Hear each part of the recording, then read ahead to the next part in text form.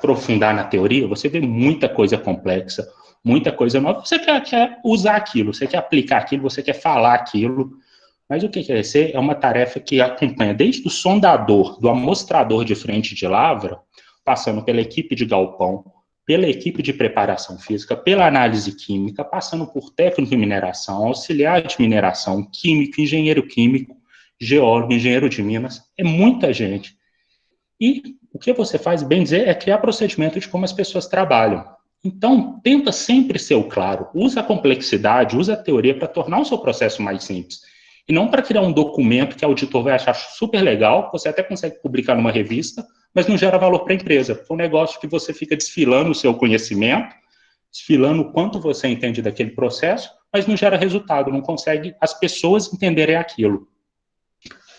Padronize os processos, sempre procuro pelo simples. É comum, quando você começa a implementar, você, por exemplo, trabalha e tem 3 equipes de amostragem, 2 equipes de galpão diferentes, os processos serem muito diferentes entre eles. As coisas têm que ser padronizadas. O processo não tem que estar nas pessoas, o processo tem que estar na empresa. Quando um cara entra de férias, o outro que cobre ele, tem que fazer o trabalho da mesma forma. Então, sempre padronize os processos. Tenha controles representativos. Um ponto que eu vou mostrar mais na frente é que uma relação muito característica do QQC é que a gente lida e monitora a qualidade do laboratório. Mas qual que é a questão? O laboratório tem gente que tem uma formação acadêmica muito mais forte do que a nossa sobre todos os processos que eles trabalham. Além do cara ser um químico, um engenheiro químico, ter uma educação formal sobre isso, é o cara que fica no laboratório o dia inteiro pensando nos processos. Então, das duas, uma. Ou você vai ficar fazendo escândalo, envolvendo muita gente na empresa, porque você acha que ele está errado, e às vezes ele não está errado. E você que não tem teoria, não tem conhecimento para entender como o processo funciona, ou você cria controles, que é o que entra no QC, que são efetivos. Em vez de ficar batendo boca, tentando acusar que a pessoa está sendo desonesta, cria controles. Quando você cria um controle e apresenta um dado estatístico, explicando como aquele dado foi gerado, como foi inserido, o laboratório vai entender o seu lado e vai conseguir trabalhar. Então, você cria argumentos baseados em dados. E isso liga com o próximo, da direita. Trate os dados com as ferramentas certas. É o que eu tinha falado, a gente tem mania de método estatístico usar o que a gente, na nossa cabeça, a gente acha que é representativo. Eu vou mostrar mais para frente que tem alguns métodos muito comuns que induzem a valores errados. Então, tem aquela disciplina de estudar, de procurar artigos, entender qual método tem que ser usado para o quê. E no longo prazo, entender estatística é útil para a carreira toda, não só para suas rotinas de QAQC. Procure sintoma, mas solucione as causas. Os controles medem que, por exemplo, teve uma contaminação, teve uma troca de amostra, mas isso é um resultado. A gente sempre tem que trabalhar procurando a causa raiz do problema e solucionando a causa raiz, para aquele problema nunca acontecer mais. E controle demais gera descontrole. O que isso aqui fala? O processo de QAQC envolve muita gente, um amostrador, pessoal de galpão, pessoal de laboratório, muita gente. Não tenta mudar o processo todo dia de manhã tem um e-mail do cara do QAQC que ele mudou uma coisa no processo, que ele teve uma ideia nova. No final, ninguém consegue acompanhar tanta mudança, as pessoas que fazem aquele trabalho o dia inteiro nunca entendem por que está tendo tanta mudança e o processo fica pior do que era antes. Seja mais efetivo, tenta entender através dos seus controles, através das análises estatísticas, onde você precisa atuar, e vai atuando com parcimônia, muda cada dia uma coisa, em vez de tentar mudar tudo ao mesmo tempo. Porque quando tiver uma mudança para pior, você nem sabe o que ajudou o processo e o que piorou. Então, acho que aqui deu uma visão geral, porque esse é muito mais do que só gerar gráfico e fazer análise estatística rasa. Tem muita coisa, é muito lidar com pessoas. Espera aí. Pronto. Aí agora, por que aprender o que é QC? Ele é uma linguagem corrente nas minerações. Quando você chegar em mineração, uma mineração de grande porte principalmente, você vai ter 2 impactos muito grandes. Primeiro é segurança do trabalho. Segurança do trabalho é um negócio que a gente não aprende na faculdade, a gente não aprende em casa, e é o foco da empresa, é um choque quando vê isso. Mas esse ponto, as empresas sabem que ninguém está acostumado e você vai ser treinado. O outro é o que é QAQC. Que a QAQC vai ter 2 caminhos que normalmente as pessoas têm. Ou você vai aprender aquilo e ter uma base teórica para entender por que você segue tantos procedimentos e para questionar esses procedimentos, ou você não vai entender por que é feito e vai passar anos seguindo aquilo. E às vezes a melhor pessoa para contribuir, para mudar o processo, para ver uma oportunidade, é quem faz aquilo todo dia, mas ele tem que ter uma bagagem para entender o motivo. E a obrigação do responsável por QAQC é deixar claro o motivo para as pessoas. E outro ponto que eu mostrei no slide anterior, o QAQC tem conceitos aplicados em todas as áreas. São ferramentas estatísticas, ferramentas de gestão, que você não vai usar só quando você entrou na Mini e trabalha com uma rotina de QAQC. São ferramentas, por exemplo, se fizer um curso 6 Sigma, se você tiver um conhecimento bom de QAQC, esses cursos 6 Sigma de processo de melhoria, muitas ferramentas você vai já conhecer. E mais do que ferramenta técnica, a forma de lidar com pessoas hierarquicamente diferentes, com formações diferentes. Então, são os dois pontos que eu acho importante aprender o QAQC. Onde aprender? Igual eu tinha falado, em uma hora eu não vou conseguir percorrer todo o caminho, mostrar tudo. Então, eu vou mostrar um geral e sugerir onde vale a pena aprofundar no tema. O Marat Abzalov, a primeira referência, essa aqui, é um russo que hoje é professor na Austrália. Ele foi muito tempo o chefe, se eu não me engano, do QAQC no mundo da Rio Tinto. E ele tem 2 artigos muito bons, que são um de 2011 e um de 2009, que tem mais ou menos 20, 30 páginas, e vale muito a pena a leitura. Ele, como tem experiência, a Rio Tinto tem muitos tipos de depósito, muitas commodities, muito tipo de mineralização, ele consegue escrever alguns artigos muito amplos, que consegue lidar com exceções e como forma de lidar. Ele consegue generalizar bem, ao mesmo tempo que mantém as características de cada lugar. Além de percorrer quase todos os temas de QAQC, ele também tem referências muito boas. Então, se você ler uma parte e achou interessante e quer aprofundar, ali vai ter uma referência. Outro ponto é que a base teórica do QAQC é baseado na teoria da amostragem, de PRG. Esse trabalho, que é de um conjunto de laboratórios europeus, jogando esse nome, Eurochain, no Google, vocês já vão achar esse documento. Ele é um documento mais pesado em teoria, mas ele mostra os erros principais de amostragem. Esses erros sempre vale a pena ler e entender quais são as fontes de erro que afeta. O que a gente chama de erro de amostragem? O que afasta uma amostra daquele valor que ele se propõe a medir. Se eu tiro uma amostra de uma frente de lavra, eu assumo que essa amostra é representativa da frente de lavra. E tem vários tipos de erro que pode afastar esses 2 números. Então, mesmo esse apostila ou livro, não sei, tendo umas partes mais pesadas, pelo menos a parte dos tipos de erro vale muito a pena a leitura. Eu recomendo todo mundo ler esses 2, ler o Abzalov e consultando esse material. Como eu tinha falado, as ferramentas do QAQC não são só da mineração, são usadas em várias áreas diferentes. E vale a pena ler trabalhos de outras áreas. Mas tem um problema principal, que é a nomenclatura. Áreas diferentes usam nomes diferentes para as coisas. Um exemplo típico é a amostra. O que a gente chama de amostra em geologia é completamente diferente do que se chama de uma amostra estatística. Então, às vezes, lendo outras áreas, a gente tem dúvida de nomenclatura. Eu sempre recomendo usar esse glossário da IUPAC. IUPAC é aquela da tabela periódica. Eles têm uma definição formal de todos os termos, que é uma duplicata, uma replicata, um valor certificado. Então, na dúvida, ou para entender realmente o que é aquilo, sempre vale a pena olhar esse Gold Book. E eu, por exemplo, quando escrevo um artigo, eu quero fazer um relatório mais formal, eu tiro daqui as nomenclaturas, aqui não tem muito erro. E, por fim, os livros de estatística aplicada à engenharia. O Montgomery, eu acho que é o melhor, ele deve ter uns 3, 4 livros de estatística aplicada à engenharia. Por que esses livros são bons? Eu acho eles muito mais didáticos que os artigos e os trabalhos de QAQC quando fala de métodos estatísticos. E o motivo é meio lógico. O público-alvo de um livro sobre QAQC para mineração é muito menor do que um livro de estatística aplicada à engenharia. Então, são uns livros que têm um auxílio para construção didática, têm exemplos que facilitam muito. Então, os métodos estatísticos todos que eu vou olhar, que eu vou apresentar aqui, eu recomendo dar uma olhada nos livros do Montgomery. A gente passou como aprender QAQC, por que você tem que aprender QAQC, agora por que as empresas estão contratando gente que tem conhecimento de QAQC, e eu, no meu sentimento, eu acho que isso vai aumentar muito com o tempo. Primeiro é das transparências aos seus números. O que importa numa mina, o que valora uma mina, não é o histórico passado dela, não foi quanto de minério saiu, qual foi o custo daquele minério para ser lavrado e beneficiado e qual o teor médio do minério que saiu, mas sim do minério que ainda vai sair, um minério que está saindo daqui 10 anos, 15 anos, 20 anos, que ainda está debaixo da terra.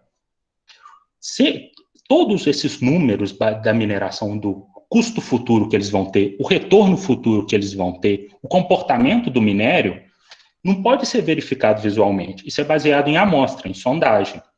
E a partir desses dados de sondagem, você faz um modelo geológico, você faz um modelo geoestatístico, depois você faz um modelo de reserva e você faz as avaliações financeiras, ou seja, tudo está alicerçado na base dos seus dados.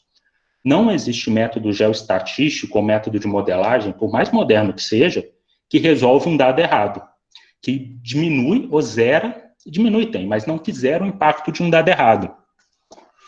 Então, a base do valor de mercado de uma mina é diretamente relacionado aos seus dados. E são dados que uma empresa que está interessada em adquirir a sua mina, é extremamente caro para eles chegarem e refazerem a sondagem para ver se está certo. Isso torna caro, e se isso torna caro, você diminui a quantidade de candidatos que querem investir, quantidade de pessoas que querem investir, ou, por exemplo, comprar a sua mina se coloca em venda. Mas se você tem transparência nos seus números e torna esses números acessíveis, que a gente também chama de materialidade, você valoriza, você torna maior o valor de mercado de uma operação mineira. E isso faz uma linguagem corrente ser extremamente importante em projetos de empresas mais profissionalizadas de mineração, de prospecção e em empresas de grande porte.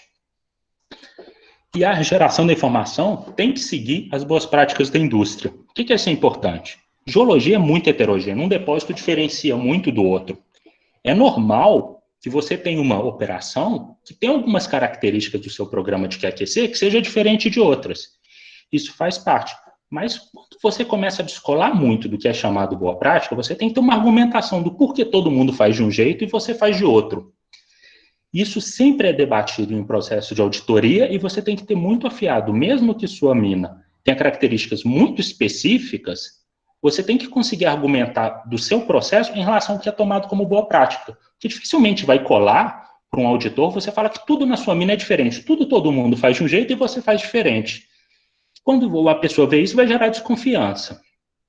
Então é sempre melhor tentar seguir as boas práticas e quando tiver que adaptar esses processos que vai precisar, relaciona eles com o que é chamado de boa prática e argumenta por que você não segue elas. Outros dois pontos que é importante. A gente gera sondagem não só para gerar valor numa mina, para vender ela ou para colocar, para vender ações, mas para lavrar. E gerar uma amostra de sondagem é uma coisa extremamente cara. Você gerar 3 metros de interseção, que é, por exemplo, a espessura total de um minério a 1 quilômetro de profundidade, você gasta muito dinheiro para chegar nesse minério.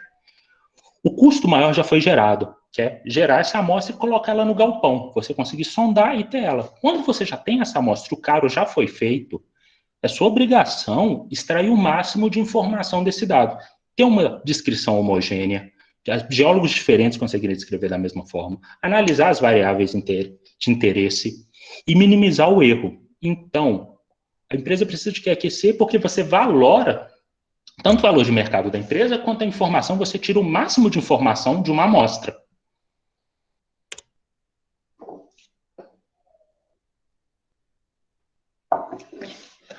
O QAQC, a gente vai... Sempre a apresentação é separada em duas partes, normalmente o QAQC. A gente vai primeiro no Quality Assurance, que é o quê? São os processos, os procedimentos que asseguram a qualidade dos dados. Eu vou passar mais em detalhe, mas eu não vou aprofundar muito nisso. Como eu falei, eu acho que é o tipo de coisa que é melhor quem tiver interesse, vai naquelas literaturas e lê sozinho. Mas eu vou passar nos procedimentos mais gerais que eu acho super importante. Primeiro, procedimentos. Você tem que documentar, você tem que ter procedimentos de como as pessoas trabalham. Trabalha com procedimento curto. Tem muita mina que eu já passei, muito lugar que eu já vi os trabalhos, que tem procedimento de 80, 90 páginas, que envolve todas as atividades em um documento só. Um auxiliar de galpão, um auxiliar de amostragem de campo, quando tiver uma dúvida, não vai parar 1 hora e ler um documento de 90 páginas. O procedimento tem que ser curto para ser acessível e ser fácil de atualizar. Tem umas tarefas bem definidas, tem que ter treinamento adequado. Treinamento adequado, quando eu falo, não é só a pessoa saber exatamente o trabalho mecânico que ela tem que fazer. Mas você criar senso crítico na pessoa de explicar o porquê ela faz daquela forma. Você não vai estar no campo o tempo todo analisando como ela trabalha e vendo quais são as dificuldades. O cara tendo maturidade de entender o processo dele e os porquês que ele faz daquela forma, ele vai ter muito mais senso de dono para propor mudança ou para seguir aquele processo. Então, o treinamento adequado não é só treinar o cara como ele vai bater o martelo no afloramento e tirar uma amostra. É muito mais o motivo disso. E ter responsabilidade clara. Quando todo mundo é dono do processo, ninguém se sente dono daquilo. Tem que ser quem faz o quê e quando sai um resultado, quem é responsável por aquilo. Vamos lá nos procedimentos. Esse caso do procedimento é extremamente comum. Quase todos os lugares, a história do procedimento de QAQC é o mesmo. Eles foram passar pelo processo de auditoria para poder ser, para o poder do auditoria de recurso, por exemplo, não tinham procedimento. Eles pegam todos os e-mails, todos os documentos, todas as apostilas que tinham, juntam num documento de 90 páginas, todo bagunçado, construído por umas 12 pessoas diferentes, que ninguém revisou o processo de ninguém, e vira o procedimento de QAQC. O auditor vê o documento, lê todo e aprova o recurso. A partir disso, nunca mais ninguém lê aquele documento. É um documento extremamente difícil de atualizar, porque ele afeta tantas tarefas na empresa, que as empresas grandes, como tem processo de aprovação para atualização de procedimento, nunca ninguém consegue mais atualizar aquele documento, e as pessoas largam ele. Depois de um tempo, o processo já não conversa mais com o procedimento. E é rezar para o processo que está sendo feito ser teoricamente correto. Normalmente não é. Qual que é a melhor forma da minha experiência que eu vi de trabalhar? Você tem que aquecer um relatório, um procedimento geral, procedimento de QAQC. Ele vai ter 10, 12 páginas e vai dar um geral do que tem que ser feito. Como a amostra é entregue da sondagem para a equipe de galpão, como o galpão identifica, quais amostras têm que ser armazenadas depois de geradas, quais podem ser descartadas, qual a porcentagem de inserção de controles. Um documento de 10, 12 páginas de nível mais gerencial. E depois você vai quebrando cada tarefa. Tarefa de inserção de brancos padrões, procedimento de inserção de duplicatas, despacho de lote para laboratório, como que o cara importa para o banco de dados os resultados. Isso tem que ser procedimento de 2, 3 páginas. E é o que eles chamam na empresa de procedimento humanizado. O que é um procedimento humanizado? Um pouco menos de texto, mas figuras, para ser mais acessível para mais gente, com vários níveis de educação. É sempre a meta, a minha, quando vou fazer um procedimento mais curto de uma tarefa, é caber num desses banners de lona, que eu acho que é tipo 1,5 por 1 metro. Por que esse banner é legal? Porque você coloca de frente para onde a tarefa é feita. Se o cara tem um ensaio de densidade, por exemplo, vai estar ali na frente do lugar onde ele mergulha a amostra na água, vai ter esse procedimento. Procedimento de preferência, o nome do responsável está o nome do cara que faz aquela tarefa, ou o nome dos 2, 3 pessoas que revezam naquela tarefa. Você explica o máximo, você constrói primeiro esse banner junto da pessoa, explica o porquê das coisas, vários pontos ali que for mais afirmativo, tem que fazer dessa forma, coloca um asteriscozinho e lá embaixo coloca, pois dessa forma evita tal problema, pois caso não seja feito desse jeito, gera tal problema. E a pessoa, a partir disso, ela se sente mais dono. E você não vai estar lá o dia inteiro, por exemplo, fazendo ensaio de densidade. Quem vai estar fazendo isso é a pessoa que está lá 8 horas por dia. Então, você dando essa maturidade para ela de entender o processo, ela vai começar a dar input no seu procedimento. Ela vai começar a entender o porquê é feito daquele jeito, e quando ela tiver uma ideia boa, ela vai entender que aquilo ali é consistente com a teoria que você falou, o porquê aquilo é feito. Mas é mais fácil. E como é um procedimento de 2, 3 páginas, é muito mais fácil de atualizar. Normalmente envolve o gerente de recurso, o responsável pelo galpão e você é responsável por QAQC. Então, assim, sendo bem sério, é cinismo dentro de uma empresa que tem auxiliar, tem gente que só primeiro grau, segundo grau, falar que todos os procedimentos estão num documento de 90 páginas e se ele tiver dúvida, ele só lê lá. As pessoas não vão ler e seu documento só vai servir para auditor. E quem paga as contas da mina não é processo de auditoria, é a produção. E esses erros evitam erros que maximizam o lucro. Agora, Um ponto que eu sempre gosto de pensar quando eu vou analisar um procedimento, dentro do QA, o que a gente mais procura dentro do QA?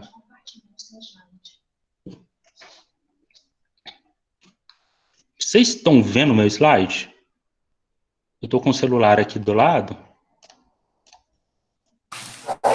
Eu estou vendo aqui, Vitor. Ok. Tá no, tipo, um afloramento com uma setinha? Isso mesmo. Um exercício mental que eu sempre gosto de fazer quando eu estou vendo o processo de um galpão, um processo de sondagem, um processo de amostragem de frente de lavra, para tentar no QA diminuir fonte de variabilidade. O que é fonte de variabilidade? 100 pessoas diferentes, por exemplo, você está fazendo um trabalho para uma empresa que tem 100 equipes de sondagem, 100 equipes de amostragem. 100 equipes vão sozinhas, cada um por si só, sem conhecimento das outras, no meio de um afloramento. Um afloramento, por exemplo, de minério de ferro em Carajás. Essas 100 equipes diferentes vão gerar 100 amostras. Cada amostra, a gente assume que representa aquele afloramento. A amostra tem a média que eu vou assumir para o afloramento inteiro, ou dentro de um mapa para uma região muito maior. Mas pensando em todas as decisões que uma equipe pode pensar na hora de amostrar, a gente sabe que pode ter 3 equipes que vai conseguir amostras de 68% de minério de ferro. Vai ter 10 equipes que vai conseguir amostra de estéreo, e outras vão conseguir valor variado. Isso é extremamente perigoso. Porque você tem um procedimento que deixa tão aberto as decisões que cada um faz de um jeito, cada um toma a decisão. Se cada um faz de um jeito, a decisão se torna extremamente perigosa e você tem um dado que não representa o todo normalmente. Então, sempre quando vem um procedimento, por exemplo, como que a amostra é identificada, como o testemunho é cerrado, qual o comprimento da amostra que é britada, como que uma amostra de frente de lavra é obtida. Esses dados você tem que pensar muito. Quais são as decisões que tem que ser tomadas quando gerar essa amostra? Quais as decisões que a pessoa faz? E como que a gente pode fazer para ter a melhor decisão? Se tem 4 jeitos de fazer a mesma coisa, provavelmente tem a melhor e outras que são piores. Então, tentar pensar qual que é a melhor forma de fazer isso, que é mais produtivo, evita erro e que todas as pessoas trabalham do mesmo jeito. Esse é um ponto, quando vai fazer o procedimento de QA, que é extremamente importante, pessoas diferentes trabalhar do mesmo jeito. Aí, a gente vê o processo. A gente vê um processo típico de várias pessoas trabalhando de jeito diferente ao longo do tempo. A gente vê que num dia tem um espalhamento muito maior, então equipes diferentes geraram amostras de jeito muito diferente. Nesse dia, por exemplo, está 2 caras mais antigos de amostragem que já trabalham de um jeito parecido. Você tem já uma distribuição com um espalhamento menor, mas também muito deslocado da média real. E o nosso trabalho de QAQC é procurar fazer esse processo ficar o mais parecido possível ao longo do tempo. A gente vê que não é um valor único. Deixa eu mudar o ponteiro. Não é um valor único. Não está todos os valores exatamente no valor correto. Continua sendo uma distribuição de valores. Às vezes vai errar 10% a menos, às vezes vai errar 10% mais. Mas ao longo do tempo, o erro é constante e o desvio entre a amostra e o valor real é constante. A isso, quando a gente fala de todos esses pontos de atenção que é aquecer, a gente pode separar ele em 2 conceitos principais, que é o desvio entre a média das análises e o valor real. Igual eu tinha falado, a gente coleta uma amostra que representa um dado volume. A gente não conhece o valor real, mas a gente espera que o valor amostrado e conhecido seja o mais próximo possível. E o outro é o espalhamento entre os resultados das análises. Seja 100 pessoas gerando amostra na mesma frente de lavra, 100 pessoas fazendo um processo de britagem depois de um quarteamento, o quão semelhante é. Normalmente, esses termos é a primeira coisa que vejo nos cursos de QAQC. Sempre as pessoas mostram esse desenho do alvo, acho que todo mundo que teve curiosidade para dar uma olhada viu isso. Esses símbolos e mostrando que é acurácia e precisão. Uma opinião minha, eu evito o máximo trabalhar com esses 2 termos, acurácia e precisão. Por quê? Eu mostrei que é extremamente importante ter clareza na terminologia, clareza na forma que lida com as pessoas. E acurácia e precisão não são 2 palavras que é muito fácil de mentalmente saber a diferença delas. Dificilmente Alguém, até eu, hoje mesmo, eu trabalho há muito tempo com isso, e tem hora que eu fico na dúvida, qual que é a acurácia, qual que é a precisão, porque não são termos, não é igual contaminação. Contaminação é um termo que a gente usa no que aquecer, que é muito claro, todo mundo entende, mas a acurácia e precisão não são tão instintivos. Então, às vezes, você chegar para uma pessoa e falar, a sua acurácia é boa, mas a sua precisão tem que ser melhorada, a pessoa vai fingir que entendeu, mas não vai conseguir compreender a mensagem. E a maior importância de um procedimento de QAQC na comunicação é a clareza. Então, os dois parâmetros importantes é a variação entre as amostras, pensar se 100 pessoas fizessem essa mesma rotina, quão diferente essas pessoas iam trabalhar, e mesmo as pessoas trabalhando igual, você também pode ter um espalhamento por causa da heterogeneidade do minério. Um calcário, uma bauxita, é muito mais homogêneo do que, por exemplo, um depósito de ouro. Então, você tem esse espalhamento tanto por processos quanto por característica da geologia. E o outro é o desvio dessas 100 amostras que eu coletei. Se eu fizer a média delas, quão próximo que ela vai estar da média real daquele afloramento de minério de ferro. Então, é outro ponto que eu acho importante. Evita gastar com terminologia que não é clara para as pessoas. A gente mesmo gasta muito tempo para aprender, e isso já ser instintivo de entrar no ouvido e entender a terminologia. Mas não é todo mundo que também tem isso. Então, é melhor tentar sempre ser o mais claro possível.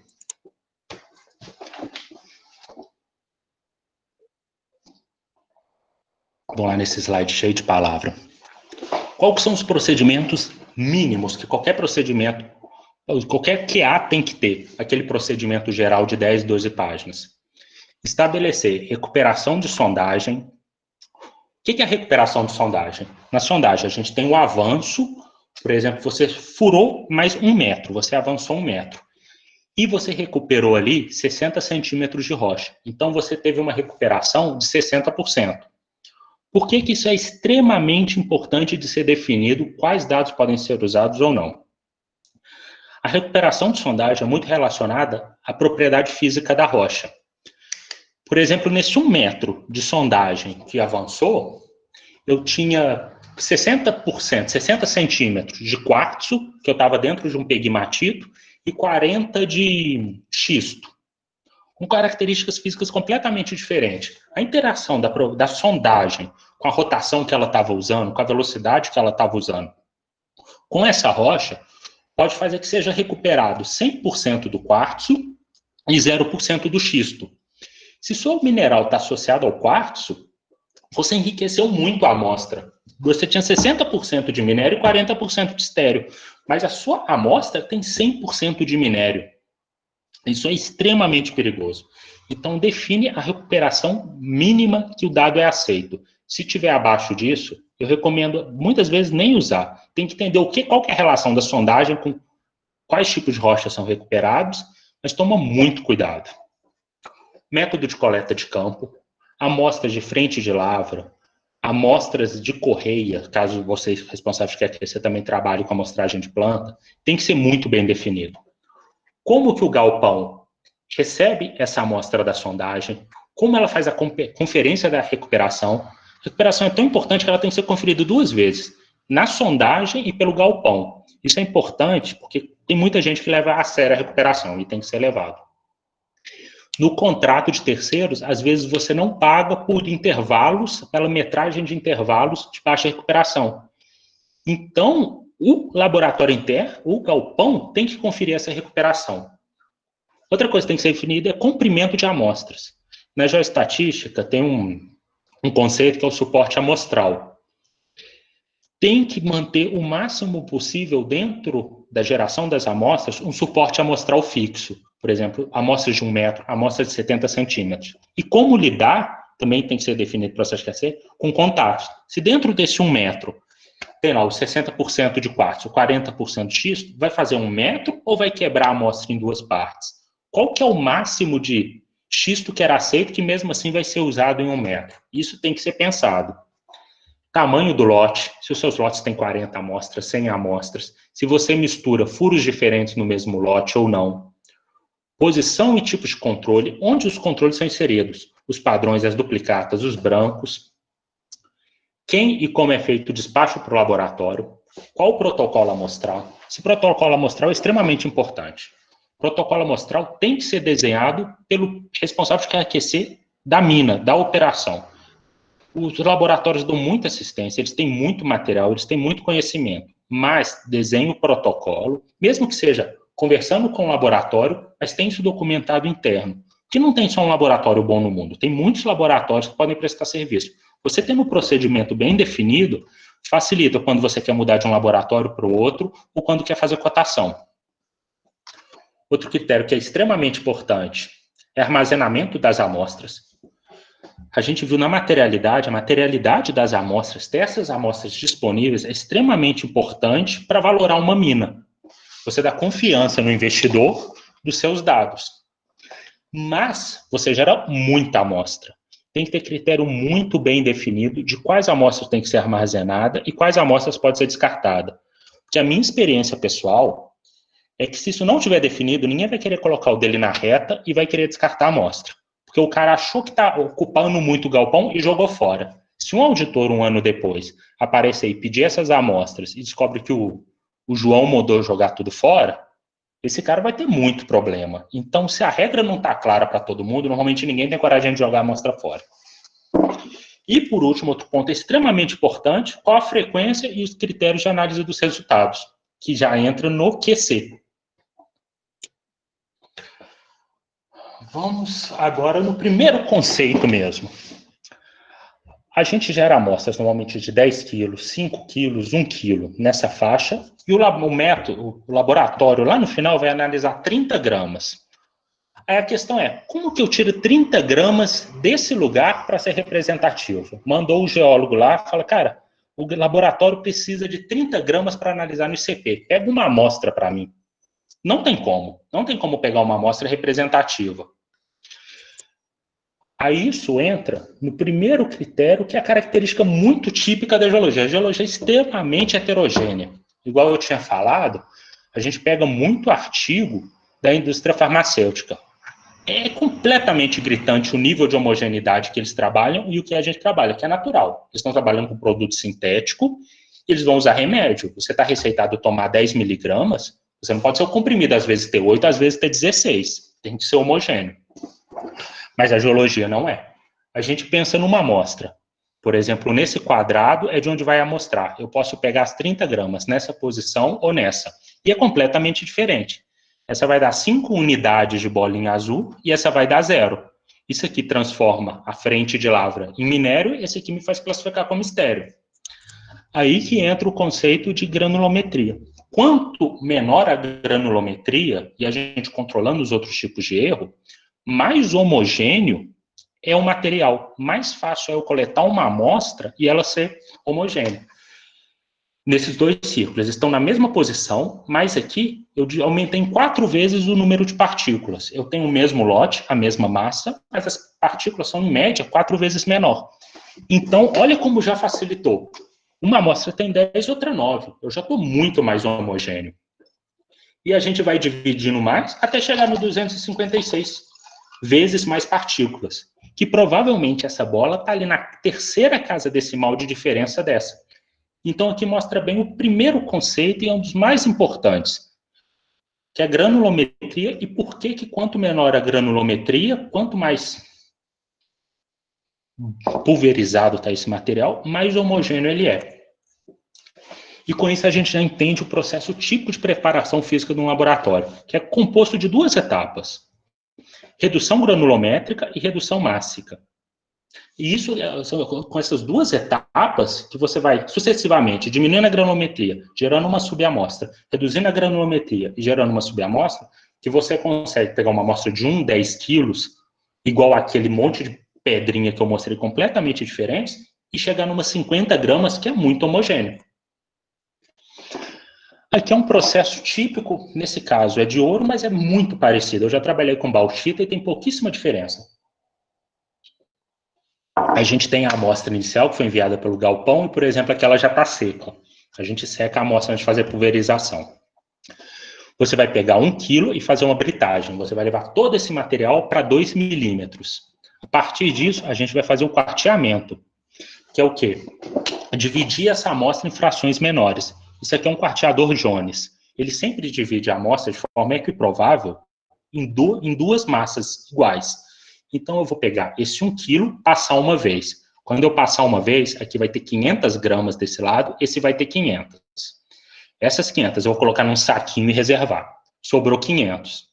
Eu vou aplicar de novo esses 500, vai cair 250 para um lado, 250 para o outro. 250 vai seguir no processo, e esses 250 aqui vai sobrar com os 500 que já estavam no saquinho, sobrou 750. Isso o laboratório tem que devolver para o galpão. E a gente vai olhar na frente o motivo que ele é tão importante ser devolvido. As 250 gramas que sobrou no processo, a gente vai aplicar uma pulverização nela. A gente vai trazer para uma granometria mais fina ainda, 200 mesh. Aí sempre tem aí, pensa, por que não já aplicou direto a pulverização num quilo? A pulverização é uma operação muito mais difícil do que a britagem. Então a gente começa uma massa maior e faz uma pré-redução, uma subamostragem, para levar para a pulverização. A gente vai obter a pulverização 250 gramas e, de novo, vai aplicar um quarteamento. Normalmente não se usa mais o Jones, que já é um material muito fino.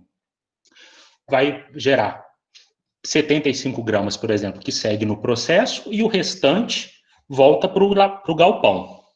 E esse é o processo típico de preparação física. E aqui é onde o geólogo mais trabalha, mais ele tem que contribuir no que é aquecer. Primeiro, é na sondagem, uma amostra, um furo com recuperação muito baixa, ou com a localização, uma topografia incorreta, já não tem que aquecer dali para frente, que resolve mais.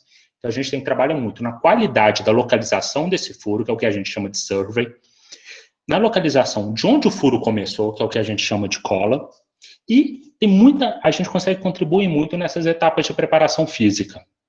E é onde está 70% do erro. Agora que a gente viu o processo e os pontos interessantes, a gente entra no aquecer. Por mais que o seu procedimento seja bom, por mais que ele esteja bem desenhado, a gente não tem 3 caminhos possíveis. O primeiro, a equipe não vai seguir o procedimento, e você tem que medir para saber que eles não estão seguindo. Outra, eles podem seguir e dar tudo certo, e eles podem seguir e, mesmo assim, a qualidade que você imaginava que seus dados teriam não é alcançado. Porque nem sempre, quando a gente desenha os procedimentos, a gente prevê tudo o que vai acontecer. Então, a gente tem que estar sempre medindo e sempre acompanhando esse processo, para sempre estar dando input, tanto com a experiência do operador, da experiência do cara que está trabalhando ali na amostragem, está trabalhando no galpão, quanto input que você vem da análise crítica dos seus dados. E outro ponto que é muito importante, eu já tinha até comentado no início. A posição do laboratório não quer aquecer de laboratório, quando o laboratório é interno e trabalha só para geologia, é bem complicado. Porque é um cara que está trabalhando, fazendo o trabalho dele, normalmente são pessoal muito bom de serviço, esse pessoal de laboratório próprio. Mas quem tem voz para elogiar ou criticar eles, normalmente é a equipe de geologia, é o cara que quer aquecer. E a gente não tem formação para tudo aquilo. Então, tem 2 caminhos. Ou ser muito escroto com o cara e ficar mandando e-mail, copiando muita gente, sendo escroto com os outros, falando que ele está fazendo errado, e às vezes você está falando bobagem, você está dando palpite, na verdade, ou ter processos de medição muito objetivos, que mede todas as etapas importantes do seu processo, para quando tem um problema, o seu argumento está baseado em dados. E quando você tem esse documento, você tem um dado, você tem uma análise que mostra, o laboratório vai trabalhar, eles vão entender aquilo. E normalmente você aprende muito. Quando você é honesto com o laboratório, explica o processo, explica o problema, e vocês procuram junto a construção da solução, é a hora que mais se aprende. Acho que 80%, 90% que eu aprendi de que aquecer foi assim. Os outros 10% foi lendo. Quais são os principais controles de qualidade? O branco, que mede contaminação. As duplicadas, que mede a capacidade do processo de se repetir ao longo do tempo. E o padrão, o CRM, que é Certified Reference Material, que é qual a distância das suas análises de um valor real. Então, vamos primeiro entrar nas duplicadas, que mede o espalhamento entre as análises. Lembra daquelas 750 gramas que o cara te devolveu do quarteador Jones e aquelas 185, 175 que eles te devolveram depois da pulverização, aquilo ali vai ser extremamente importante para medir como o processo é repetido ao longo do tempo e também medir a heterogeneidade da sua geologia, do seu material. Como? O laboratório pegou aquela amostra, analisou, usou parte da massa e te devolveu parte. Depois de um tempo, você vai pegar essa amostra no galpão, mudar ela de nome e reinserir junto de umas amostras originais. Então, por exemplo, 2, 3 meses depois, o que ele vai te dar de dado? Como que foi a análise em janeiro e como foi a análise semana passada? Tem que ser o mais próximo possível. Se ao longo do tempo a diferença entre essas amostras começa a aumentar muito, ou sistematicamente as amostras mais atuais têm um teor mais alto do que as amostras originais, isso é um problema. Isso aqui mede de forma indireta aquilo que a gente imaginou, de 100 pessoas indo no afloramento e fazendo 100 amostras diferentes. A gente não tem como fazer isso. Mas a duplicata, quando você faz isso por várias vezes, e ao longo de um tempo, você começa a conseguir medir esses números. Qual que é a variação que tem do seu processo de britagem para frente, qual tem do pulverização para frente? E tem outra amostra que também entra na mesma lógica, que é uma amostra de campo, seja um furo gêmeo, seja uma replicata, que é o quê? Uma amostra de frente de lavra foi coletado e depois outra equipe foi lá e coletou. Teve a mesma instrução de ir na mesma frente de lavra e coletar. Ou, se não, a mesma equipe fez o procedimento 2 vezes com um desvio menor possível entre as 2 amostras. Esse é o que inclui todos os erros, porque muitas vezes o método de coleta no campo é onde insere mais variação. Por exemplo, daquelas 100 equipes, teve uma equipe que pegou uma amostra só de xisto e outra que pegou uma amostra só de hematita, na mesma frente, mas ali tinha um contato entre as 2 rochas, uma escolheu pegar outra escolheu pegar outro.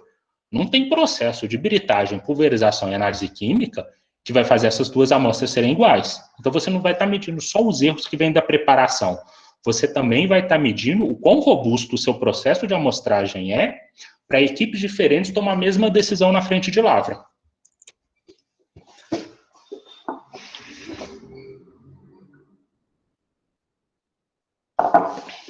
Aqui, os 2 controles que são gerados no laboratório e aqui, por exemplo, 2 canais gerados pela mesma equipe, uma atrás da outra. Chegou, gerou uma amostra, agora gerou uma segunda, um canal gêmeo, seria.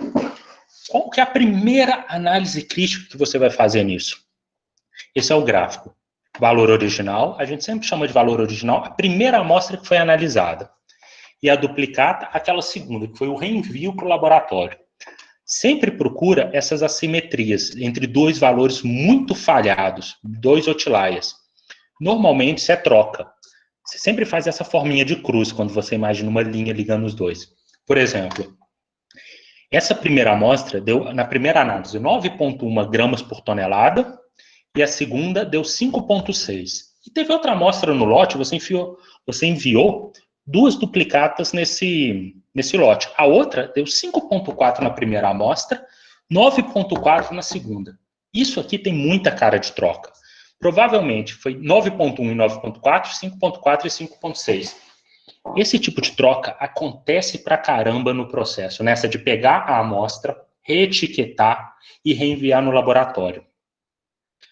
Tem 3 coisas muito importantes sobre esse tipo de troca de amostra. Primeiro, evitar de qualquer forma. Hoje, na mina de Cuiabá e Lamego, que é de onde esse gráfico vem,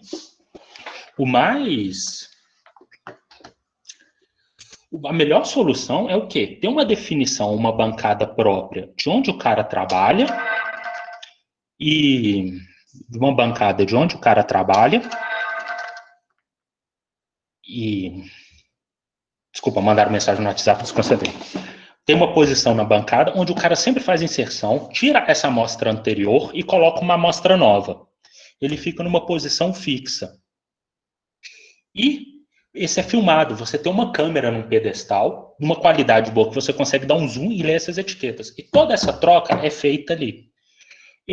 Caso você consiga pegar essa troca,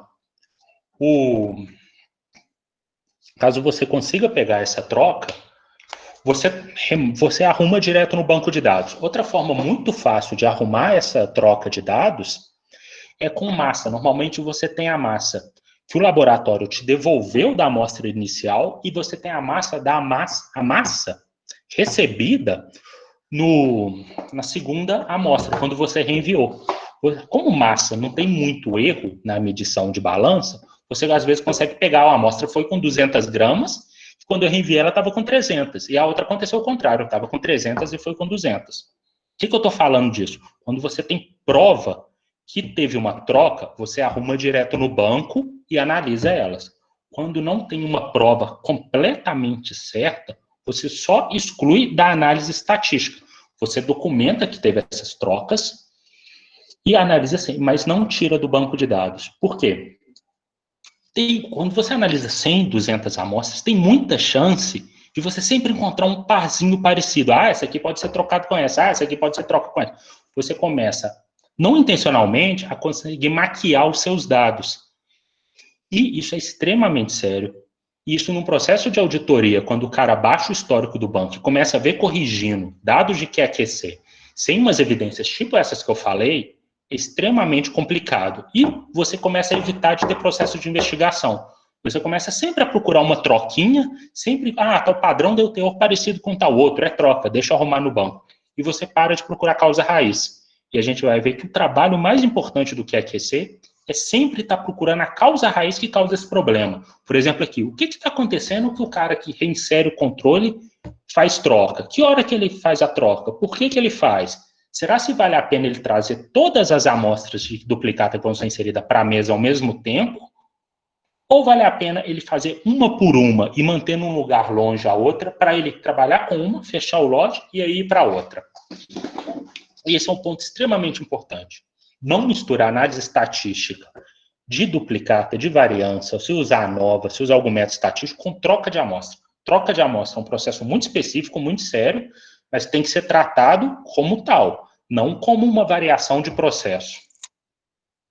Depois que a gente limpa esses valores, seja porque consertou eles, seja porque você vai fazer a análise sem esses valores, você vai para uma análise numérica dos resultados. Eu não vou aprofundar muito nisso, porque são métodos matemáticos. Mas o alerta, assim, que eu acho que todo mundo tem que ter atrás a pulga atrás da orelha, é que aquele método no Excel de inserir gráfico, nuvem de pontos, adicionar regressão linear, não pode ser usada para esse tipo de método. O que aquela reta de regressão vai dar é errado. Por que aquilo é errado? Não é errado. Você que está usando errado, o método está certo. Ele assume, ele minimiza os quadrados entre os pares de amostra. Ele assume que toda a incerteza está na variável que você atribui no eixo X e que a variável no eixo Y é correta. Isso faz muito sentido em alguns casos. Por exemplo, você está testando um método geofísico, leitura por satélite, e você quer comparar com a leitura que você considera como correta, que é a leitura da mesma propriedade geofísica, feita direto no afloramento, ou feita milhares de vezes naquele pixel que o satélite leu. Quando você compara esses dois lados, a leitura de campo e a leitura de satélite, a ordem de grandeza do erro desses caras é completamente diferente. Então, você vai chamar de eixo X a leitura de satélite e vai considerar que o valor correto, sem erro, é o valor da medida de campo, que está no eixo Y. Mas quando a gente fala de duplicata, não existe isso. Os dois têm o mesmo erro. O erro tem a mesma ordem de magnitude. Então, esses métodos não são adequados. Serve o gráfico do Excel, serve para fazer isso aqui, para dar uma analisada visual. Mas para decidir como analisar os resultados, se está bom ou ruim, pela regressão do Excel, não é adequado. Os métodos adequados é o que é chamado de RMA e o de Mean Regression. Os dois lugares que eu recomendo para aprofundar isso é muito útil em quase tudo de geociências. É no artigo da Absalov que eu falei, e nos livros de estatística aplicada à engenharia. E isso é importante para cheque externo. O que é o cheque externo? Quando você pega amostras suas que já foram analisadas, você manda para o segundo laboratório. É a mesma situação, normalmente se usa RMA. Furos gêmeos é uma coisa extremamente importante. E, normalmente, o tratamento estatístico que as pessoas fazem desses furos gêmeos não segue as melhores práticas. Entra naquele caso típico de inventar uns métodos estatísticos maluco ou pegar o primeiro que o Excel oferece e usar ele. Tem métodos adequados. De novo, falando do Absalov, o Absalov tem um artigo só sobre furos gêmeos. Procura Absalov Turing Holes, que vai achar. Vale muito a pena, que furos gêmeos é um trabalho que quase toda mina já teve que fazer ou vai ter que fazer um momento. Também outros métodos que tem que usar esses métodos estatísticos mais corretos é a comparação entre furos e canais. Então, a moral de duplicata. Diferencie variações de processo e de troca de amostra e entenda as estatísticas e métricas de avaliação. Agora a gente vai entrar em outro controle, que é os brancos. O que o branco mede? A contaminação. O laboratório refaz o processo várias vezes com várias amostras. Amostras de vários clientes, amostras de vários furos seus, um furo que interceptou minério, um furo só de estéreo. E é extremamente perigoso o ouro de uma amostra ficar para trás. O cara não limpou adequadamente, então uma amostra que daria 10 gramas por tonelada deu 7, e a amostra que passou depois pegou esse ouro, e ela que daria 0 gramas por tonelada, deu 3. Contaminação é extremamente perigoso. O que a gente tem que entender do branco como controle? Ele não quer responder qual a probabilidade de ocorrer contaminação, qual a probabilidade de quantas amostras são contaminadas, nem nada disso. Ela responde uma resposta muito binária. Existe contaminação relevante no meu processo ou não? E por que esse conceito é importante? Porque você não vai colocar os brancos em posições aleatórias dentro do seu lote. Você vai colocar nas posições que mais tem chance de contaminar. Porque você não quer saber se contamina em alguma posição ou outra, você quer saber se meu lote tem contaminação ou não. Então, sempre a melhor forma de colocar branco é o geólogo, na hora que descrever, colocar o branco logo depois da amostra que aparentemente é a mais rica, a amostra que tem ouro livre. Uma amostra que visualmente tem teor muito alto, coloca um branco logo depois dele, que é o momento que tem mais chance de você pegar a contaminação. E outra posição, a única amostra fixa que vale a pena ter branco, é um branco grosseiro na primeira posição do lote. Por quê? Porque você não tem certeza qual foi o lote anterior que passou no laboratório. Pode ser uma amostra, por exemplo, de planta extremamente rica, e depois passou a sua amostra de solo, que você está fazendo uma campanha de prospecção de solo, que você está trabalhando com análises uma ordem de magnitude muito menor. Então, você começa o seu lote com branco e coloca um branco na posição de maior chance de contaminação. Essa figura eu peguei da LS mostrando o moinho limpo e um moinho sujo. Isso é até importante. O branco, quando a gente fala branco, em inglês não é white. Em inglês é o blank, que é no sentido de vazio, de não ter teor, e não de cor. Mas é extremamente útil o branco ser branco no sentido de white também. Por quê? Nem sempre um processo que não limpa direito o equipamento vai acusar uma contaminação. Mas se o material for branco e ele passar na pulverização num lugar assim, na hora que eles te devolverem o seu branco, ele vai estar com uma cor diferente. Então, mesmo você não pegando estatisticamente a contaminação, você tem certeza que a limpeza dos equipamentos não são corretos. Outro ponto curto sobre branco. Economia porca em branco. Eu já vi muito lugar, a gente tem 2 brancos, o que insere da pulverização para frente, que é um branco fino, e um branco grosseiro, que entra da britagem para frente. É extremamente comum, como o branco ocupa muito espaço, o branco para ser britado, e normalmente você manda 250 a 350 gramas, algum momento o galpão fica sem. Aí ele sempre vai ter uma solução de eu pegar umas britas que está tendo uma obra. Não, isso é sério, assim, não é exagero. Eu trabalho numa empresa grande que eu já vi coisas assim. Ele vai pegar a brita, ou vai pegar da pilha de estéreo, ou vai pegar de uma frente de lavra, que o teor nunca deu teor, e vai inserir isso dentro do controle. Mas qual que é o problema? Por exemplo, brita. Brita, normalmente, vem do lugar mais próximo possível do mercado consumidor. Você não tem pedreira a 300 quilômetros do mercado consumidor. É sempre o mais próximo. Você está trabalhando numa mina de ouro, por exemplo.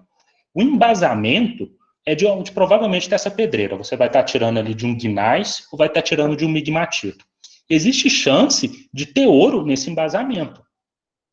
No ano, um lote que você reprova porque veio contaminado, você vai gastar ali 10 dólares por amostra por 40 amostras. Vai gastar 400 dólares por uma reanálise, não por conta de problema de processo, mas por contaminação da sua amostra de controle. Isso é muito mais caro do que comprar amostra boa. Então, compra amostras de branco adequadas. Agora, a gente avançando para os padrões.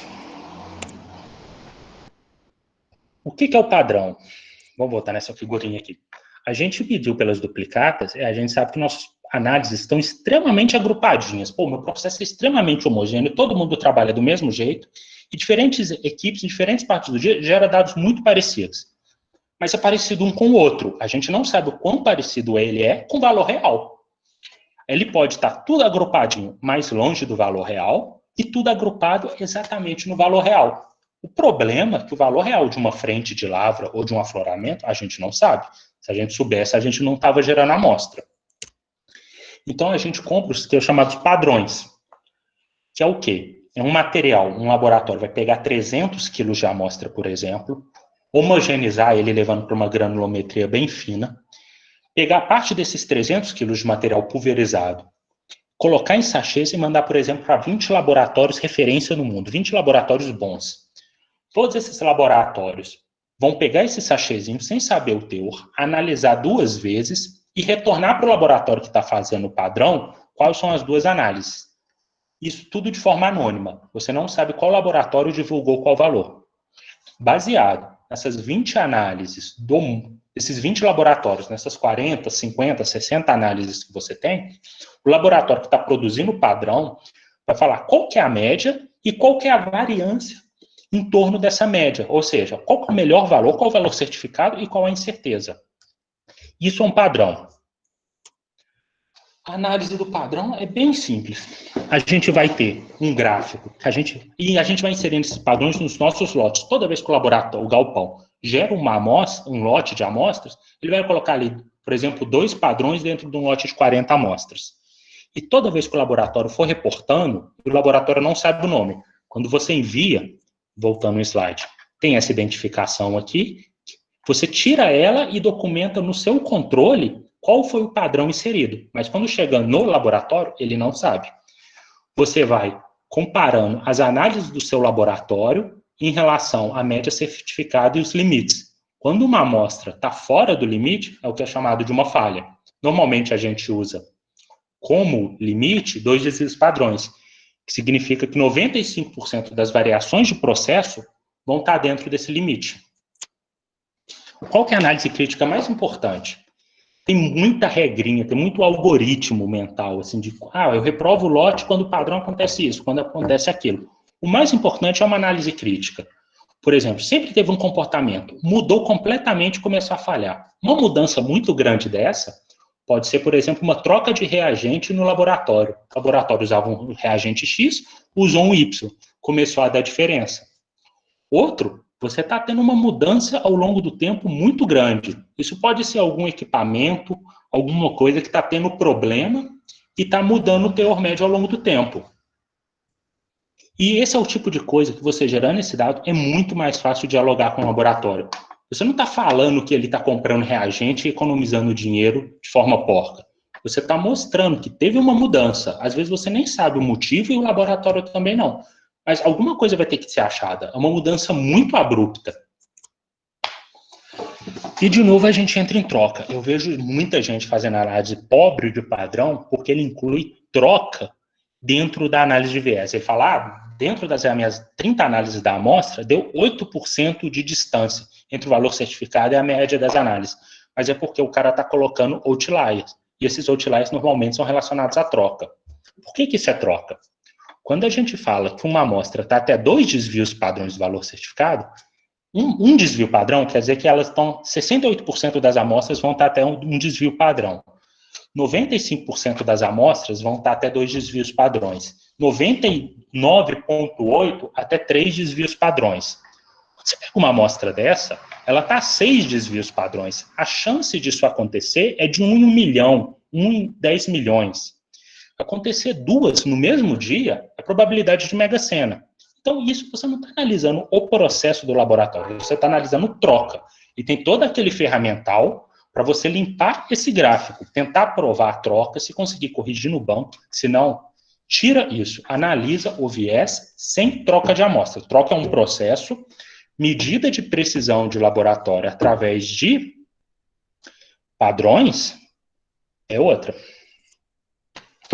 E, por fim, Outro comum, o padrão, a gente só analisa o padrão com aquelas matrizes que a gente comprou ou as matrizes que a gente mandou fazer. Matriz é a rocha que aquele ouro, por exemplo, tá, ou aquele minério de ferro tá. E só naqueles exatos valores. Então, uma boa prática é de tempos em tempos, por exemplo, a cada 3 meses, mandar no mínimo 100 amostras, preferencialmente 5% das amostras geradas naquele intervalo, para um laboratório de referência. A gente, por exemplo, na Anglo, a gente manda para a LS. A LS prepara no Peru e eu acho que está analisando no Canadá, se eu não me engano. Ou se não, no Peru mesmo. A gente, de tempos em tempos, compara as análises do laboratório interno com o laboratório externo. Aqui nesse gráfico, a gente usou o RMA, não usou aquela regressão do Excel, que não é adequada para isso, porque a ordem de grandeza do erro dos dois laboratórios é parecida. E aqui, esses pontinhos roxos é o que a gente classificou como outlier no caso, que foi falhas grandes, mas que a gente não conseguiu provar onde teve a troca. Então, a gente só retirou eles da análise estatística. Então, o que é importante nos padrões? Diferenciar variações de processo e trocas de amostra. São approaches diferentes, a forma de lidar com esses problemas são diferentes. Se está tendo troca no galpão, não adianta calibrar o ICP. São coisas completamente diferentes, você não tem que misturar as tratativas disso. Procure padrões compatíveis ao depósito. Se você está trabalhando num depósito de ouro que tem sílica de 70% ou mais, provavelmente o reagente que o laboratório usa para abrir a amostra, por vários processos, pode ser diferente de outro. Então, você pode estar muito adequado aos seus padrões, mas não adequado às suas amostras. E realize cheque externo. Acho que são dois pontos extremamente importantes nos padrões.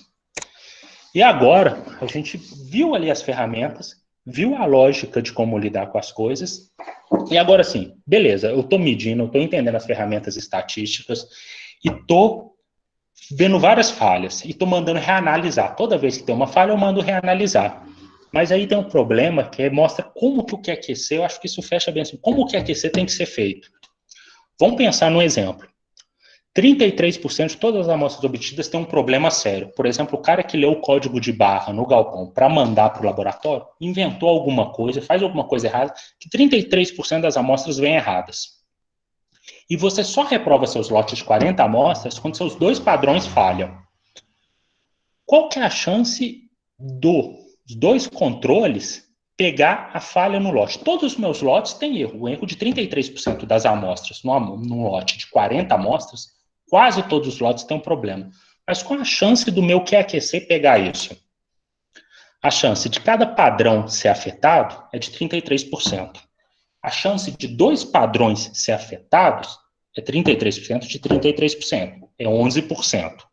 Ou seja, num problema extremamente grave do seu galpão, que está dando problema em todos os seus lotes e 33% das suas amostras, quando você analisar só o QAQC como solução para isso, 89% dos seus lotes vão ser aprovados e 11% só vão ser reprovados. Ou seja, todos os seus lotes têm problemas. De 100 lotes, só 11 vão ser reprovados. 89 vai ser aprovado. Ou seja, a reanálise, só análise de gráfico, e ficar pedindo para o laboratório reanalisar, não resolve problema. O que resolve o problema é encontrar a causa raiz, ver que está tendo muita falha em uma amostra, está vendo que visualmente está tendo trocas, começar a olhar o seu processo e entender que ele, na identificação da amostra, né, quando ele é cadastrado para o despacho para o laboratório, está tendo um problema. Só assim você vai garantir que os 100 lotes seus vão estar corretos. Então, isso é extremamente... É bem simples, mas eu acho muito importante notar. A gente mede aqui, a gente está medindo os sintomas, mas a gente sempre tem que procurar a causa. Se você só ficar reanalisando, o que você vai estar fazendo de novo é maquiando os seus dados. O cara vai olhar e fala, pô, só 11% dos seus lotes foi reprovados, e mesmo assim todos você reanalisou e na segunda vez voltaram corretos. Mas o seu dado real, suas amostras originais, vão estar com os mesmos problemas que tinham. O seu banco de dados de QAQC está super limpo, está com poucos erros, mas os seus dados reais estão um lixo. Então, isso que é importante. Toda falha tem que gerar uma investigação. E toda investigação tem que procurar uma causa raiz. Eu acho que é quase... É isso, e agora os norteadores gerais. Assim, quem for trabalhar com isso, quem for tocar projetos de melhoria de QAQC, tem que ter alguns conceitos que me ajudaram muito a pensar ao longo do tempo.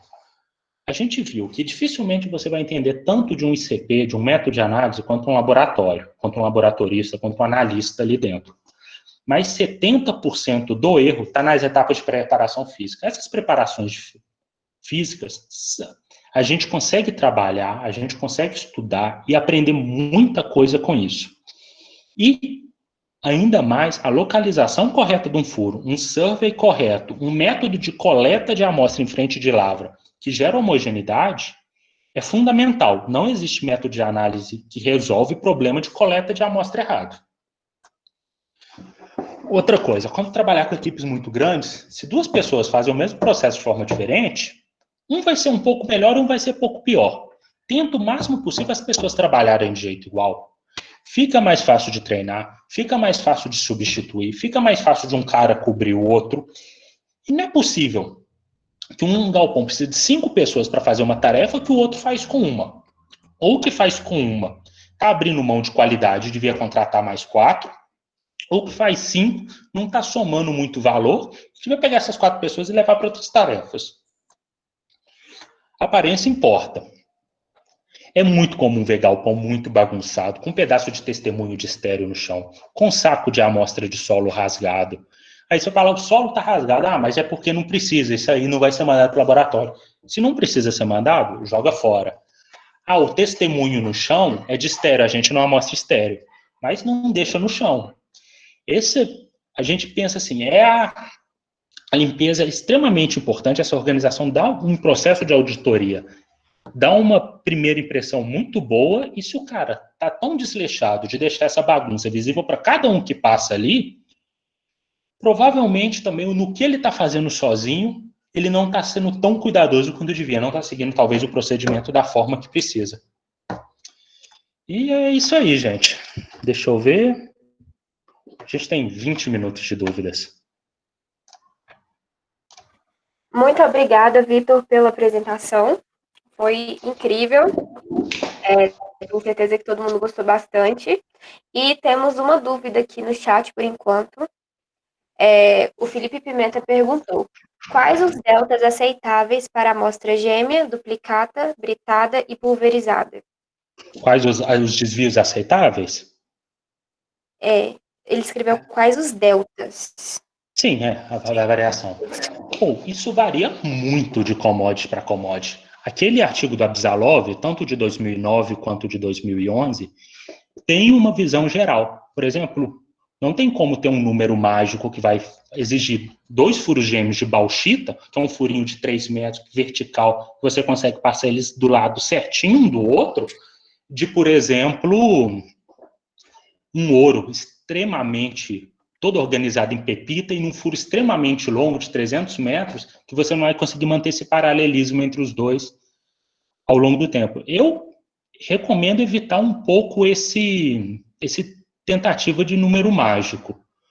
Os artigos do Absalov dão uma visão muito geral e você procura ali um número próximo, mas assim, número mágico de falar 15%, 12%, 10%, vai cair naquele papo clássico de ser escroto com o laboratório. Você vai ficar exigindo um número que é impossível de ser alcançado, ou senão vai exigir um número completamente frouxo, que o cara mesmo fazendo muita coisa errada vai pegando. Não vai sair desse número. Acho que a resposta não tem muito como responder com o número. Muito obrigada. A próxima pergunta é do Luiz Henrique Aguiar. Ele perguntou: como definir a quantidade ideal de amostras para ensaios de densidade? Depende da variedade. De novo, geologia, gente, é muito heterogêneo. É muito difícil. A quantidade de amostra para a densidade é um critério muito mais geoestatístico do que de QAQC em si. Você vai ver como varia dentro do espaço essas amostras e dentro dos litotipos.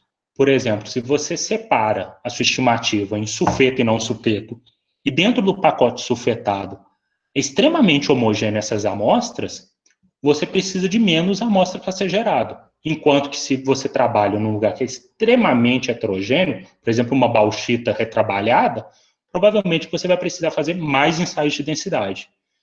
Mas normalmente a resposta para densidade de amostras, densidade de ensaio, é um critério muito mais geoestatístico, você obtém normalmente por simulação, pelos métodos de análise de malha, do que por critérios de QAQC.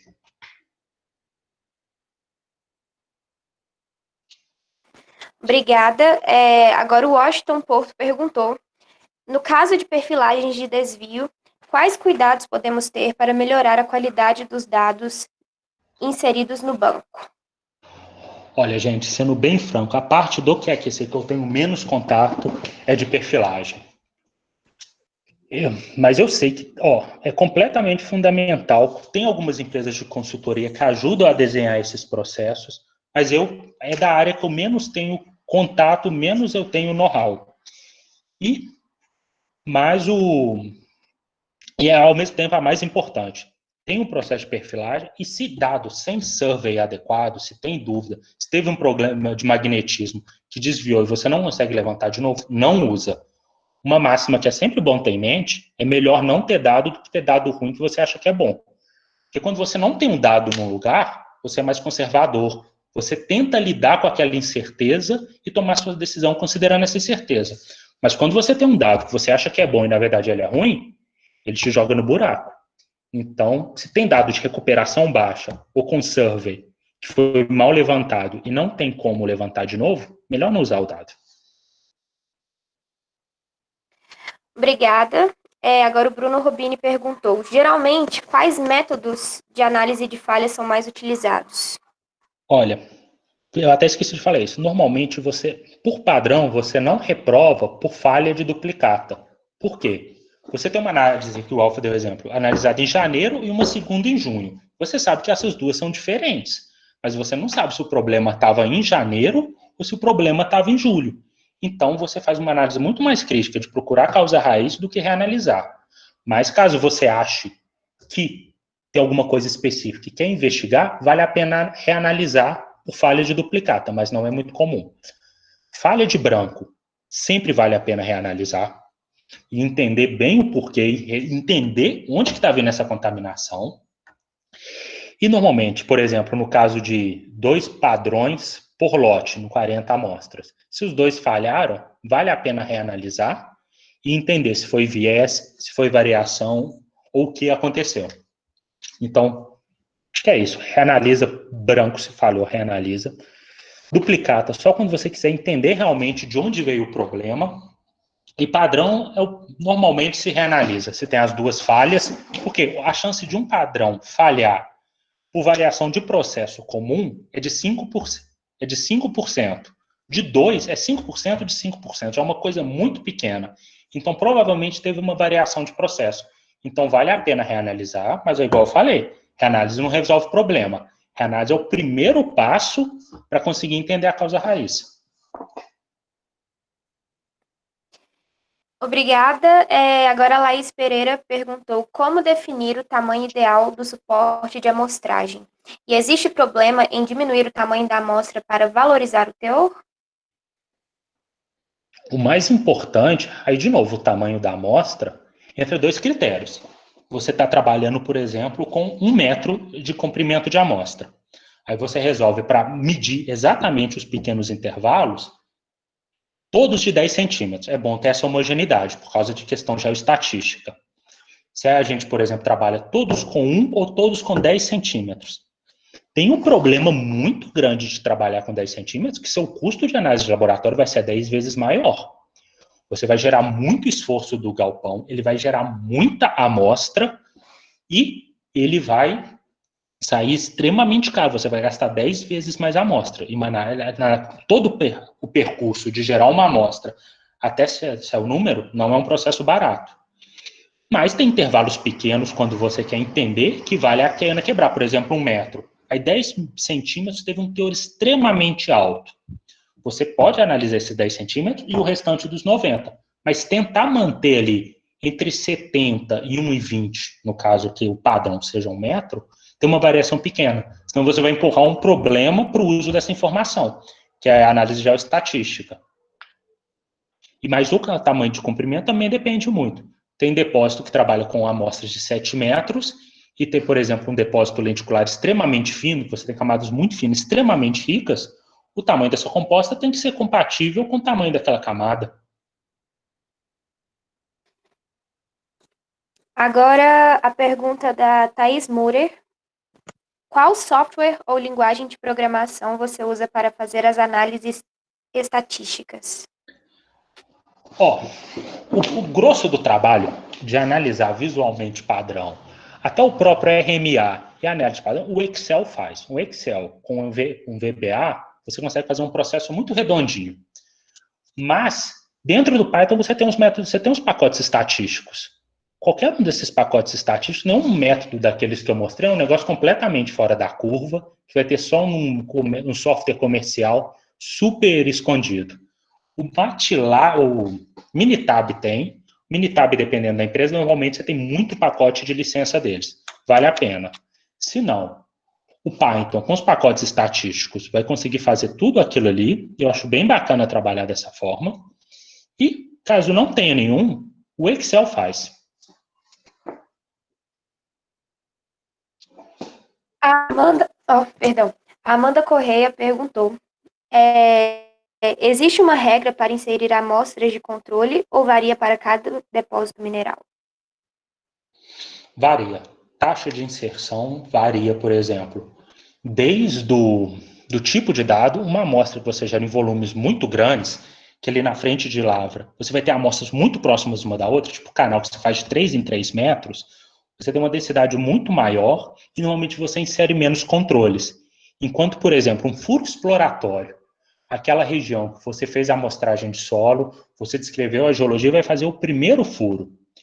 Esse furo você vai colocar 15, 20% de controle, que é sempre a questão do custo que você vai gastar e qual o impacto de você não pegar um erro associado àquilo. Num canal que teve troca, por exemplo, ou que teve uma contaminação de frente de lavra, o impacto é muito menor do que um furo exploratório, que o cara fez uma troca e trocou duas amostras. Então, a interseção com seu minério, que era para acontecer em 300 metros de profundidade, aconteceu em 200. Isso vai guiar completamente. Então, depende do tipo de minério, mas muito mais pelo tipo de dado e a etapa do dado.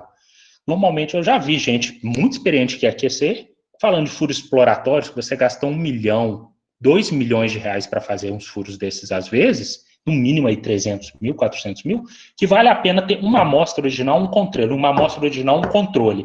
Porque quando você compara o custo do todo, o custo da análise desses controles é muito pequeno e mitiga muito o risco. Então, vale a pena. Por exemplo, o furo exploratório, você não tinha branco depois da última amostra mineralizada, depois de entrar no estéreo. E essa amostra passou contaminando. Então, as 3 amostras de estéreo, depois do intervalo mineralizado, contaminaram. Aí você tem 1 metro de intervalo mineralizado de verdade e 3 metros causado pela contaminação. Então, você aumentou a tonelagem do seu depósito em 4 vezes, porque você tinha 1 metro de minério e depois virou 4 metros.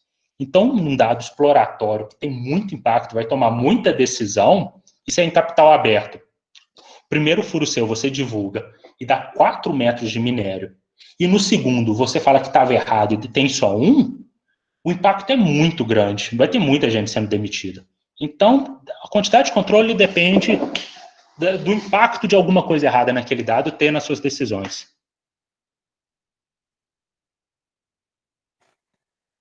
Obrigada. Agora, a pergunta do Steve Fonseca foi: falhas de amostras originais são complicadas para analisar também?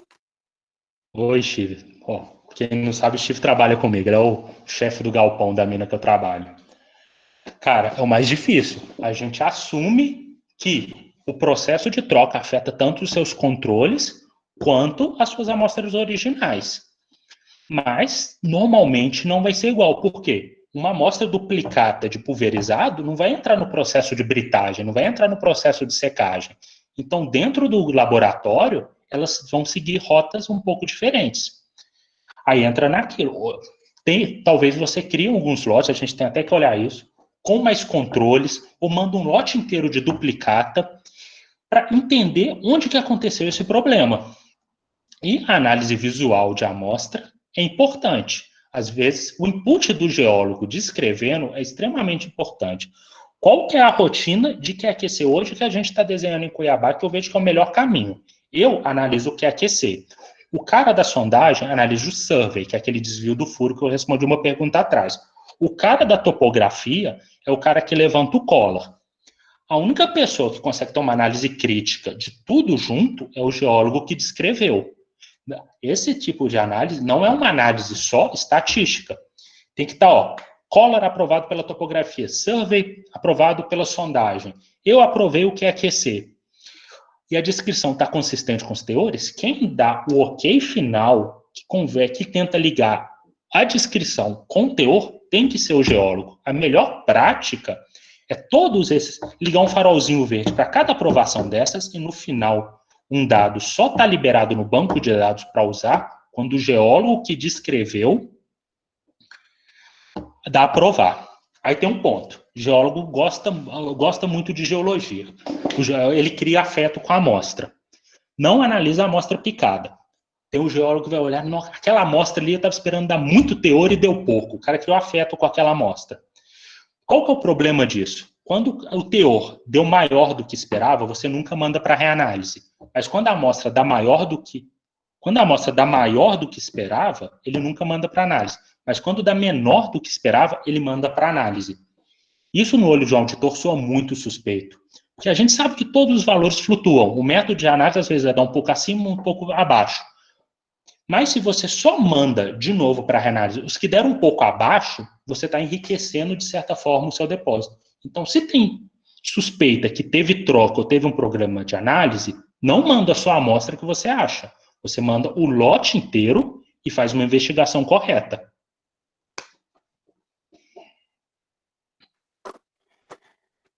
Obrigada, Vitor. Já está dando 8h30, eu queria te perguntar, tem 2 perguntinhas ainda, você pode ceder mais 5 minutinhos para responder? Eu estou tranquilo, se não atrapalhar a próxima apresentação, sem problema para mim. Não, então vamos fechar com essas 2 perguntinhas. A primeira do Arthur, Igreja dos Santos, que perguntou o que QAQC é um método de classificação? O que seria essa duplicata? Seria a amostra que não alcançou a granulometria adequada? Não.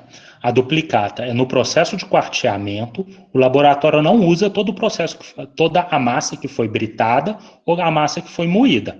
Parte segue no processo e parte volta para você. É aquela lógica de começou com 1 quilo de amostra e tem que analisar 30 gramas.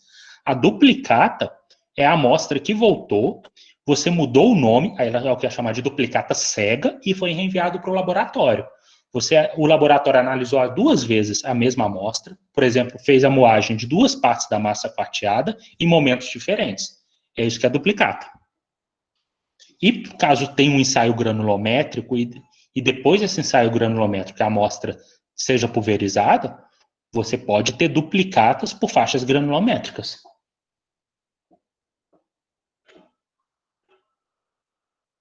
Isso aí? Agora a última pergunta do Felipe Pimenta. Você usa no mesmo banco de dados furos de diferentes diâmetros, HQ, NQ, BQ? Como lineariza essa diferença de suporte amostral? É exatamente isso que eu falava. Tem que ser usado. Você tem informação, alguém pagou pela informação, ela tem que ser usada. Mas ela tem diferença de suporte. Quando eu falo suporte, não é só o comprimento da amostra. Um suporte de 1 metro, um suporte de 50 centímetros, mas também a espessura, se eu tenho um furo de 2 polegadas ou um furo muito mais espesso que isso. Então, em massa é muito diferente. Eles têm que ser tratados já estatisticamente como coisas diferentes. Tem métodos geoestatísticos de pré-tratamento e você consegue equalizar isso tudo para uma base. Porque o que é importante? O que é o conceito? Explicar um pouquinho do que é o suporte amostral. Imagina que você vai lá na frente da mina e gera 100 amostras de 15 gramas cada. 15 gramas é um suporte amostral extremamente pequeno. Eu estou explicando isso para o Felipe Pimenta porque ele provavelmente sabe. Eu já citei 3 vezes suporte. O cara vai lá na mina e gera várias amostrinhas de 15 gramas. 15 gramas é extremamente pequeno. Pode ter uma massinha de 15 gramas só de pepita de ouro e uma de 15 gramas só de estéreo. Então, você tem uma variabilidade entre essas amostras gigantescas. Você tem na mesma área uma 15 gramas que pegou um grão de feldspato inteiro e vai dar 0 gramas de ouro. Você tem uma amostrinha de 15 gramas que pegou quase só ouro e deu 7.000 gramas por tonelada de ouro. Porque o suporte é muito pequeno, então a flutuação entre amostras é muito grande. Aí agora, por exemplo, a minha amostra tem 1 tonelada. Dificilmente eu vou ter uma amostra de 1 tonelada dessa frente que vai ser zero, porque em 1 tonelada dificilmente você vai ter só feldspato ou só quartzo. E também dificilmente eu vou ter os 7.000 gramas por tonelada, porque dificilmente eu vou ter uma amostra de 1 tonelada que vai ser só ouro. Então, a variabilidade dessas amostras são muito menores. Enquanto a minha amostrinha de 15 gramas ou de 1 quilo tem um espalhamento muito maior, uma amostra de 1 tonelada tem um espalhamento muito menor. E esse é o suporte amostral, que tem que ser usado e tem que ser considerada essa variabilidade.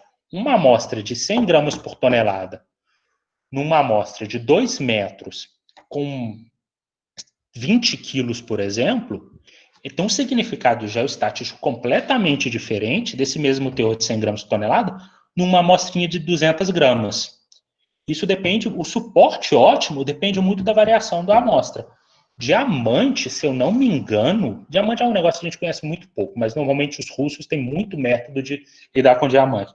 Eles chegam a fazer algumas amostras que tem quase eu acho que é 500 ou 300 quilos por metro, que a variabilidade daquilo é tão grande que você faz essas amostras com suporte super grande para minimizar essa variabilidade. Para não acontecer de você achar que sua mina tem diamante infinito, mas é porque seu suporte é muito pequeno e acertou um diamante, ou mais do que isso, você fazer milhares de furos de suporte pequeno e nenhum pegar um diamante, porque a massa é muito pequena.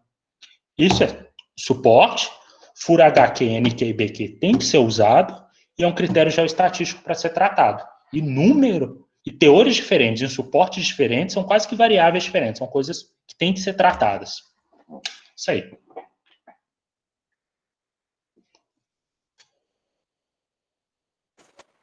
Então, Vitor, acho que acabaram as perguntas.